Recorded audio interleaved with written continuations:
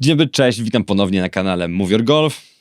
I w dzisiejszym odcinku wywiad z absolutną legendą europejskiego golfa, Nickiem Lane'em. Nick Lane był bardzo utytułowanym amatorem, który wygrywał bardzo dużo turniejów oraz był bardzo doświadczonym zawodnikiem na poziomie zawodowym. Grał w Sunshine Tourze, w Challenge Tourze, DP World Tourze. Później po kontuzji został on trenerem i jest on członkiem USPGA, jest członkiem European Golf Teachers Federation, ma on również certyfikat z Short Game Specialist, Courseman Specialist i współpracował on z wieloma zawodnikami na najwyższym poziomie. I dzisiaj w dzisiejszym odcinku udało mi się odbyć z nim wywiad, gdzie odbyliśmy mega ciekawą rozmowę i będzie ona zarówno ciekawa dla osób grających w golfa, dla osób nie grających w golfa, dla osób bardziej doświadczonych, mniej doświadczonych oraz dla osób, które też uczą grania w golfa, czyli dla trenerów. Jestem niesamowicie szczęśliwy, że udało mi się odbyć tę rozmowę. Zapraszam serdecznie, dajcie mi znać w komentarzach, czy wam się podobała. Jeżeli wam się podobała, też kliknijcie przycisk polubienia i zapraszam do wywiadu.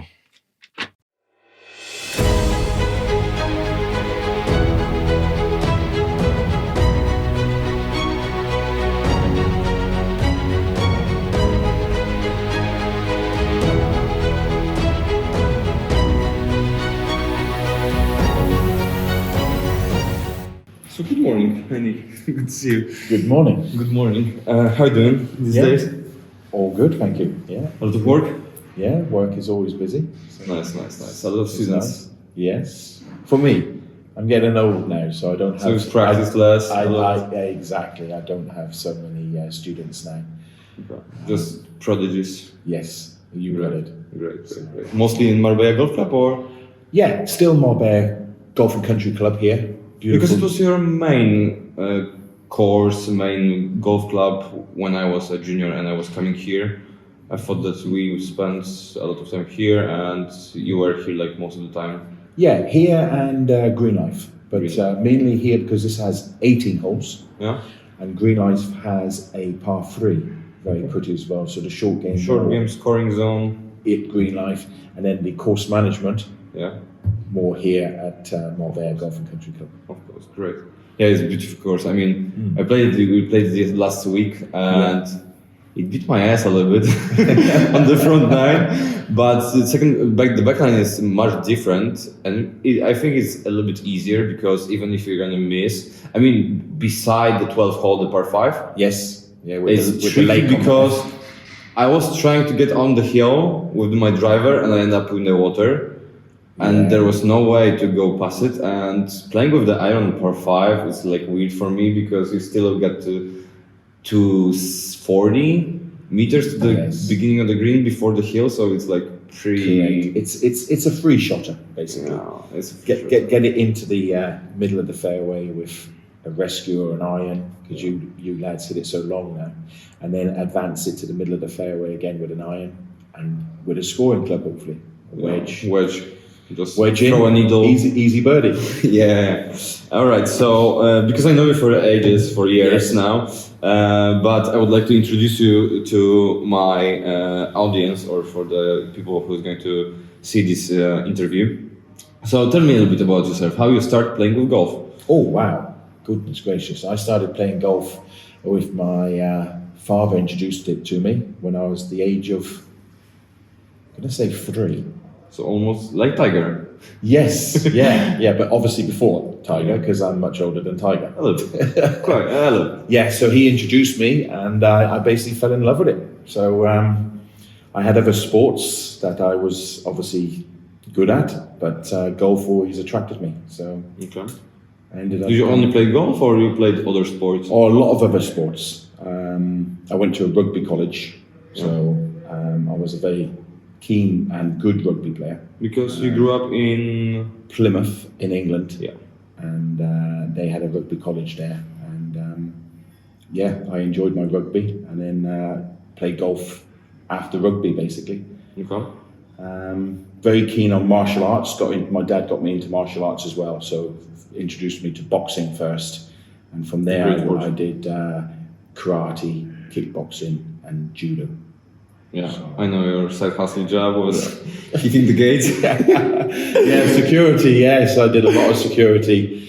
Over 40 years, did security with private VIPs, etc., and even as far as to say nightclubs. Yeah. So, but that's life. You had life. to earn money, and yeah, I enjoyed it. So. All right. So how your golf career developed by the years? You started as a juniors playing in England, and then Started obviously juniors and represented my county Devon, and then obviously got into the senior side for Devon as well, but at a young age, so that was good. Managed to have a England cap, which was good as well, and then I basically turned to my dad and said, I seem to be playing very well. I think I should turn pro. And that's how it happened. Yeah, I just turned pro. When? How old were you? I was quite late, actually. It would have been. I had a very successful amateur career. So I'm trying to think now how old I would have been. I would have been around 32.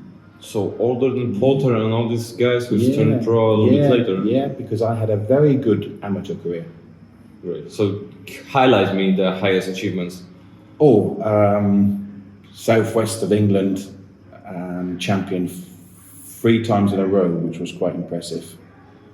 Not just back to back, 3 times. So what else? I'd never got Walker Cup. I just missed out on Walker Cup, which was a shame. I had a couple of great years where I didn't get Walker Cup. But won most of anything in Devon. I did very well with. So it was good. And then you turned pro and you played in England, or you moved somewhere I else? moved straight to. First event I played as a pro was in Thailand, and I actually won Thailand? it. Yeah, I actually won it. Ooh. 16 under. So- for 4 rounds. So this was your first professional First event, professional and you event, won it. and I won it. And then I went to the Sunshine Tour So Sunshine Tour is South Africa. in South Africa, Yeah. and my best result there would have been the Masura Masters, if I remember rightly, and I lost in a playoff. Ow. Yeah, and it was exciting actually because I've never been in a playoff with 9 Before? players. With 9. Oh, dang. That's a lot of players in the Yes, playoffs. it's not a playoff with 2 or 3, it was with 9. And So it you was- play all in 9s No, in they- one flight? No, they did it very unusual, but they did 4 and 5. They didn't So do 3. how do you 3, manage 3. the score? So you had to wait. So you had to wait on the when you played the. I remember As the first flight, you need to wait. You had to wait to see what the other scores were, and then And then you continue. know if you're going People to were getting for- knocked out. So I got knocked out on the 3rd extra hole. Okay. I got knocked out. Miss Green? No, it was par 5 actually, Okay. and I went for it in 2 back in the day over water, Yeah. and I hit it long, so a bit of adrenaline. And quite thick rough. I remember it quite classically, and I came out nicely, but I missed the birdie putt, and the other 2 lads birdied For 5. par 5s. So Okay. yeah, And then what? From you Yeah, played a lot in South Africa, or yeah. just I couple of years? had a full what they call a winter season there. So So from November to end of March. you got something? it. Yeah, I think I actually didn't go in November. I think I went 2 or 3 years in a row. It would have been around January. Okay. So 3 months. Yeah, yeah. Okay. So that And was then good. full season, what you spent in England? Well, then yes, and then you try and play the tours that were around, Challenge Tour obviously, and had a few invites to the European Tour, which was nice, but picked up injuries because back then it's a little bit different now. They're athletes now. Yeah. And then was Get very players. controlled, and yes, and I picked up a few injuries, and I realised that with the injuries I had, I was going to struggle to keep a proper career in playing. So I decided to make sure I got a degree in teaching. Okay. So basically, that's what I ended up So you doing. finished the fully qualified golf professional in England? Yes. In Britain? Yeah. Okay. And also, I found that it was quite difficult to actually maintain what I would say a full-time job in golf when you have kids. Okay. Hence, the work I did at night obviously helped the situation of paying, because back then I didn't have a sponsor. I mean, it's tough to find a sponsor for a professional golfer. Absolutely. I sponsored You need to- myself. Yeah, exactly. You need to Yeah. teach to Yeah.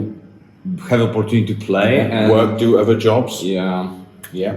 and all the stuff and Yeah. Sleep in cars.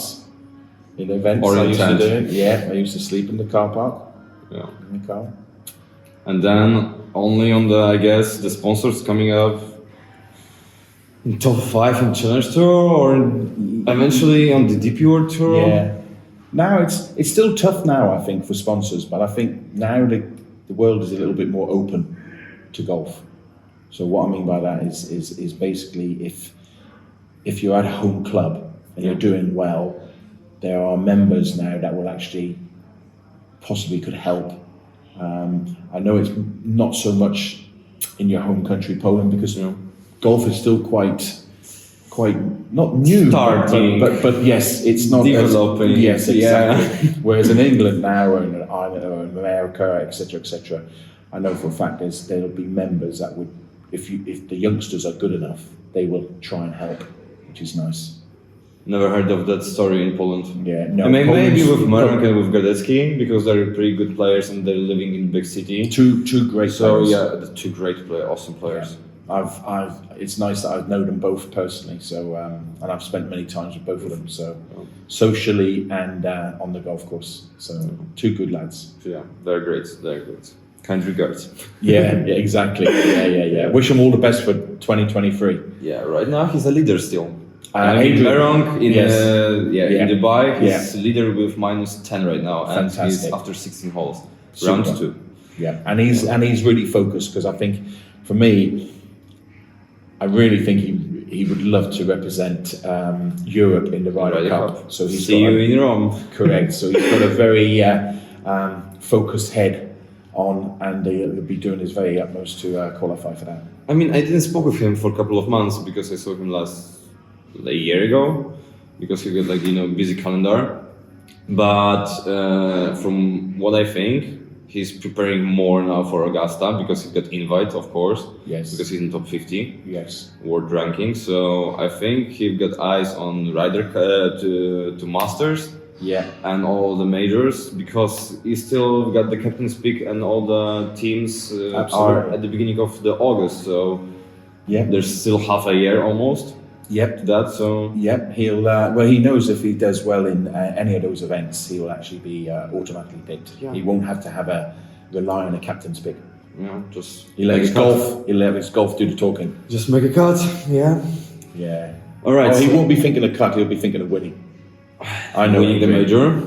major. He'll go there to not just make a cut. He'll go there to compete. Yeah, of course. Of course. Yeah. Of course, he's going to compete, but top 10. playing first time the Masters Yeah. might be tough. Yeah, but he's. And of course, we know that US Good Open player. is the hardest test in golf. So Well, it's more for the drivers. You've got to drive it straight in the US Open. That's the key. You don't have to be so good with the putter, even though you should always be good with the putter. It's the driving of the ball. It's the most important. never played there, so I don't know. Well, they always have the rough and the Yes. US High, Open high always rough. high, exactly. So you always the people that compete are normally the ones that drive the ball very well. Far, and then Straight. you got shorter cloud, and other players who's playing shorter, so easier to get it out of the rough. So getting Absolutely. easier. All right. So tell me, I will go now a little bit to the teaching and to the beginners and to all the stuff. What would you say if I'm going to ask you what is the biggest difference between the players and the way of teaching and way of developing the clubs between Spain, England, and Poland? Wow, that's a tough question. Thanks for that. I think it's a lot to do with the history. Actually, I think the history of they're so well advanced. With England, Scotland, if you like. Yes, starts from there. Exactly. So they have a good background of the years behind them, where they've learned how to do it correctly, if you like. Whereas Spain obviously followed in the same sort of 20 footsteps. years already, 1 or 2 years. Yeah, in Spain. exactly. Whereas I think Poland is Some- going to be 30 years. Yeah, I mean, we had maybe? some golf courses before the war, the Second World War. Yeah. Yeah. But right now, I think we say 30 or 40, something like yeah, this. it's still very new, maximum. isn't it? Very new Yeah. for Poland. So, But I don't know if you know, the first free game of golf in Europe was Netherlands. yeah, that's They what- had the first Yeah. free golf. correct. That's what they say. From the from the Yeah, history. it's from the history. Yeah, Yeah. yeah, And first Yeah. was China. yeah. So Yeah. All right. So the history, but comparing how the clubs works. Of course, there's a lot of golf courses here in Marbella. Yeah. Like around 100. I was the first thing which impressed me so much when I drive here for the first day. I was here like 11 years ago, so I wasn't driving that day because I was 16 or 17. yes, I remember you. Yeah, like small fat kid. Well, I wouldn't say. Plumpy. Let's Yeah. say plumpy. Yeah. But anyway, I check out on the Google Maps or on the maps on the iPhone, Yeah. and in 10 minutes drive from my flat, which I'm renting right now, I've got like 6 golf courses, and I was, oh my god, I need to drive like 20 or 40 minutes in my country to play on one course, or 2 maybe.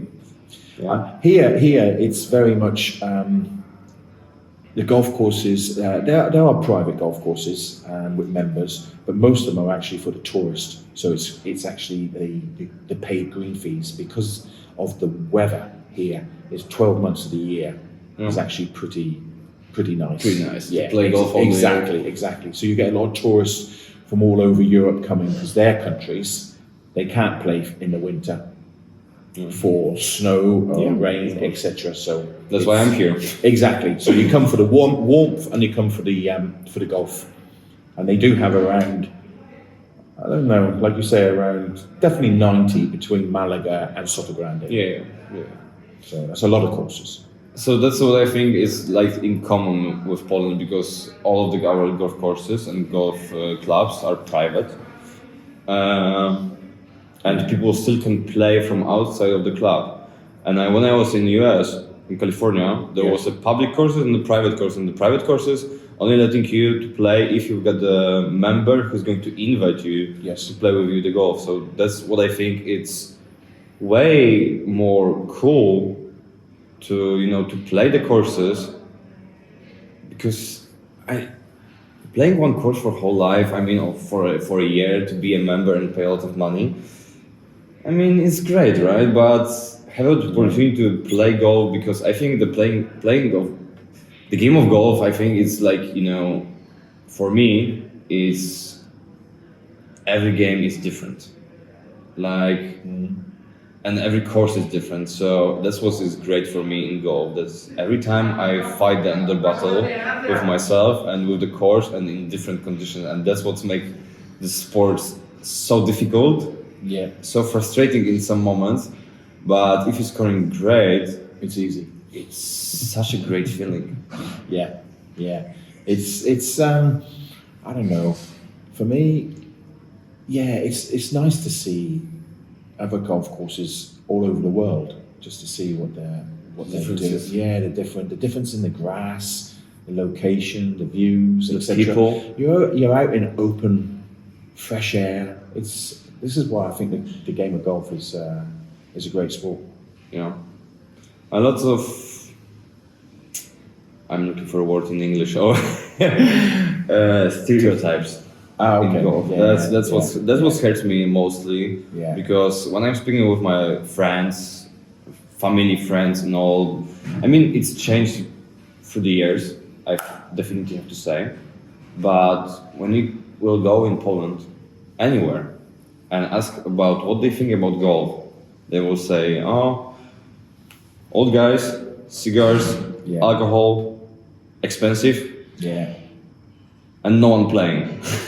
Beside that, it's still very new in that respect with Poland, in the sense of you've got to encourage the young kids in schools. You have to go to the schools, I think, because the schools won't go to you or to the golf course. Because they don't know how it Correct. works. You need to go to the schools. Young pros need to go to the schools and maybe put it into the in their not daily life, but once a week. Do it on their grounds, their football grounds, Or whatever. invites if you get an exactly. opportunity to But the what golf. will help is what Adrian Ronk and Mateusz Guaretti are doing Right now. in the golf. Adrian's won the Australian Open And and the the Irish Irish Open last year, 2022. Mateus won Challenge Tour? in South Africa, yes, Yeah. on the Challenge Tour in 2022. Yeah. So both of them are going to have great years this year, and I think that really will help the Polish golf. Yeah, because I think, of course, juniors are important because It's it's the going to be future. adult guys in a couple of years, right? Yeah. But I think we should also think about what to do with middle-aged guys or women's, right? Yeah. Because everyone talking, and in Poland the same. I spoke with a lot of coaches, and everyone are focused about juniors. And I love juniors, and I will do juniors and develop the golf with juniors. But I think no one is going to say anything about how to encourage people with between 20 and 40 years old. Yeah.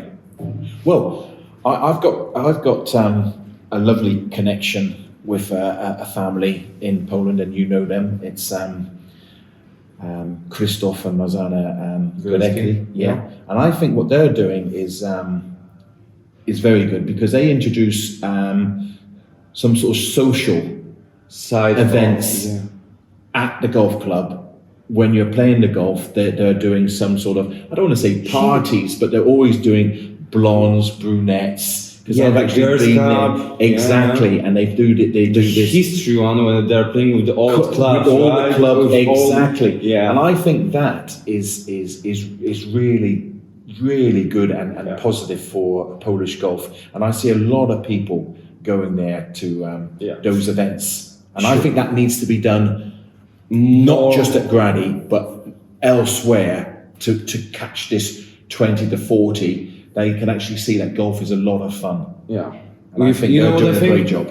I really think that a lot of people take golf too serious also, and they want to improve. I know it's the sense of the game in some way because of the handicap and playing better and telling your friends that you're better and all this stuff, right? But I think, and from what I saw here and what I was thinking during the trip in Spain, that I had so much fun playing with my friends and just spending the time outside. Don't think about the social media, don't think about work, about the money, just drinking a beer even, having a fun, riding a Melex, just talking and chit-chatting, listen to some music in Melex, right?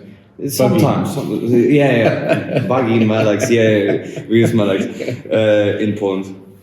And I think that's what hurts in Poland, because everyone trying to compete as hard as they can. Yeah. And then talking about like the golf is some like kind of big mystery and big mission, and you have to play in competitive way. And that's what I'm hearing in Poland most of the times from like casual talks, like the sounds of it.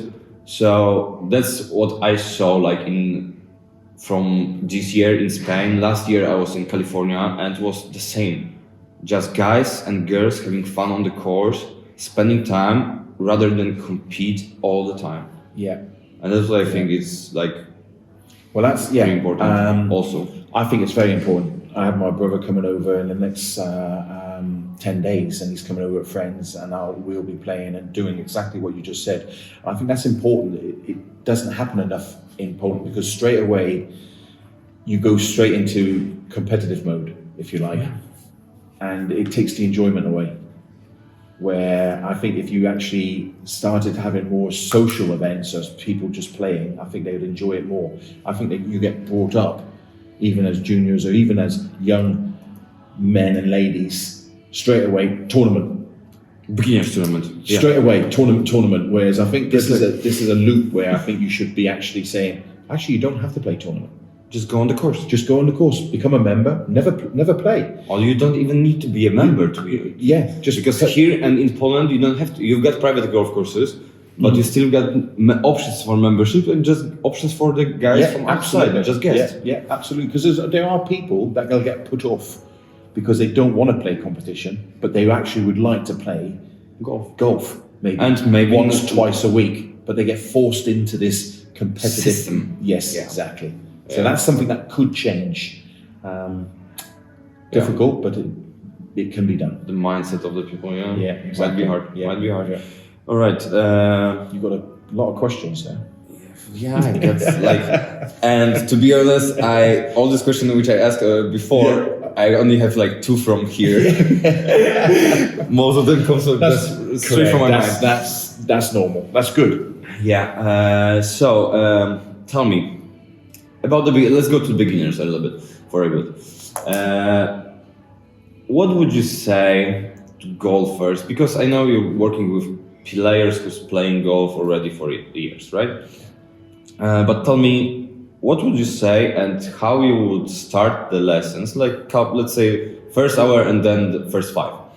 With the beginners, what would you say? What would you teach? And what would be the main focus for the beginners who's just starting, like the first lesson with you? Yeah, the thing is, for me, obviously depending on the age, you've got to find out if they've got any injuries, because that will take Really into exactly, that will take in respect of what they can do And they won't. and what they can't do, etc. So find out if they've got any injuries, etc.